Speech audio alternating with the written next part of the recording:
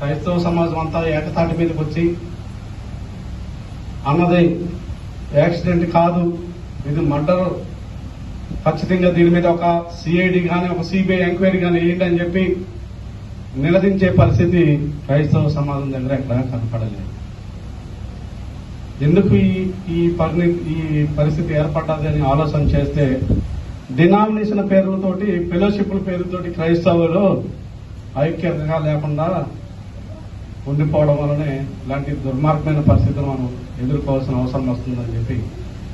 మరి ఏం చేద్దాం. ఇలాంటి ప్రతికూల పరిస్థితులు ఇది ఒకటేనానంటే అన్న చనిపోయిన కాడి నుంచి దైవజనుల మీద దాడులు, మన ఆలయాల్ని మూయించడం, వీలైతే కూలగొట్టడం, ఎన్నెన్నో జరుగుతుందో మన ప్రతికూల పరిస్థితులను ఎదుర్కొంటూనే మన క్రైస్తవ సమాజం ప్రస్తుత పరిస్థితులు ఉందని చెప్పి ఇలాంటి సమయంలో మనం ఏం చేయాలని ఒక ఆలోచన చేసినప్పుడు ఒక సభనో ఒక ర్యాలీనో ఒక బలమైన ర్యాలీనో శక్తివంతమైన ర్యాలీనో మనం ప్రదర్శన చేయగలిగితే కనుక ఖచ్చితంగా ఎవరైతే హైందవ శక్తులు క్రైస్తవ సమాజాన్ని యేసయ్య నామాన్ని మరి ఇలా చేస్తున్నారో వారికి అడ్డంకులు అవరోధాలు లేకుండా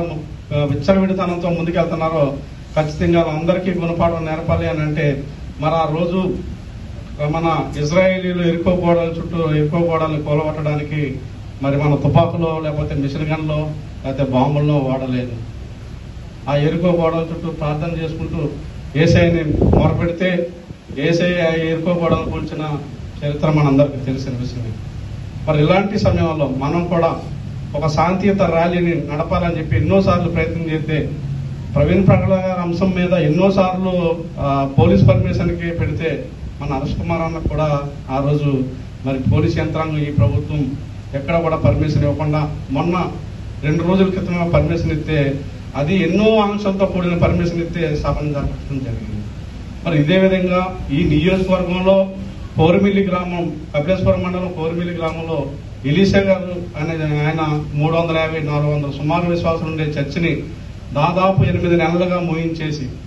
చిన్న లోపం ఏంది, కింద కాన్వెంట్ బతుకుదేరు కోసం ఉపాధి కోసం కాన్వెంట్ నడుపుతూ పైన దేవుని ఆరాధించే విధంగా చర్చి నడుపుతున్నారని ఒక ఆశం చూపిస్తూ రోజు రోజుకి ఏదైతే పెంచిపోతున్న ఆర్ఎస్ఎస్ ఉందో ప్రతి గ్రామంలో కూడా ఆర్ఎస్ఎస్ కార్యకర్తలు నియమించుకుంటూ పోతూ సాపు కింద నీరులాగా ఆర్ఎస్ఎస్ విజృంభించడానికి ప్రయత్నం చేస్తుంది. అందులో భాగమే ఎలీషా గారి చర్చిని దాదాపు 8 నెలల నుంచి మూయించి వేయడం జరిగిందని చెప్పి అంతేకాదు మన ఉండి గ్రామం చూసాం. ఒక రాజ్యాంగబద్ధమైన పదవిలో ఉండి డిప్యూటీ స్పీకర్ అయినటువంటి రఘురామకృష్ణరాజు గారు అభివృద్ధి పేరుతో విస్తరణ పేరుతో దాదాపు 7 చర్చిలను కొలగొట్టించిన చరిత్ర ఎవరికైనా ఉన్నదనంటే అది రఘురామకృష్ణరాజు గారికి అని చెప్పి అడ్డుపడిన ఒక దైవజనుని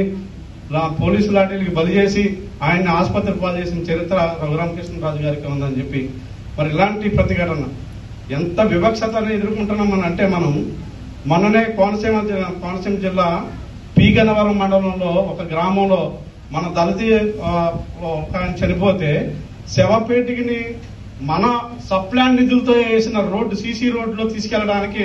అగ్రవర్ణాలు ఏదో 15 రోజుల క్రితం పెళ్లి చేసుకుంటే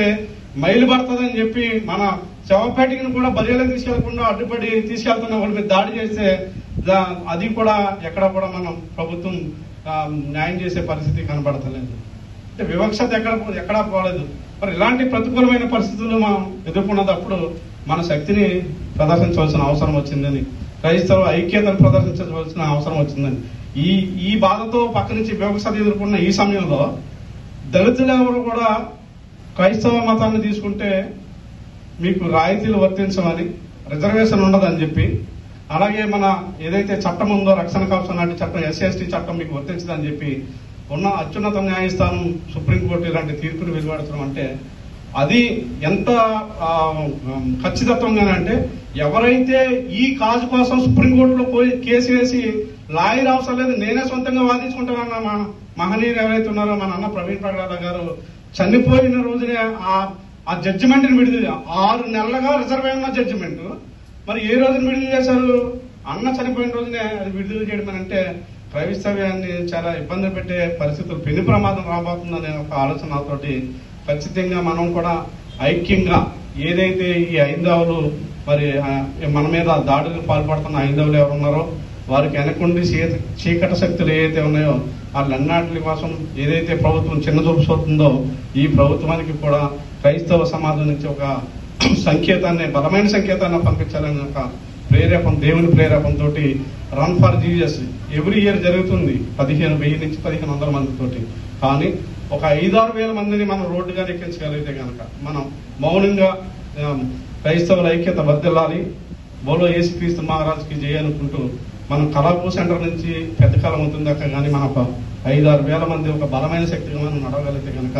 క్రైస్తవులకి దైవజనులకి ఒక రక్షణ కవచాన్ని మనం తీసుకున్న వాళ్ళు అవుతామని చెప్పి ఒక మంచి ఆలోచనతో మరి మీ అందరి సహకారం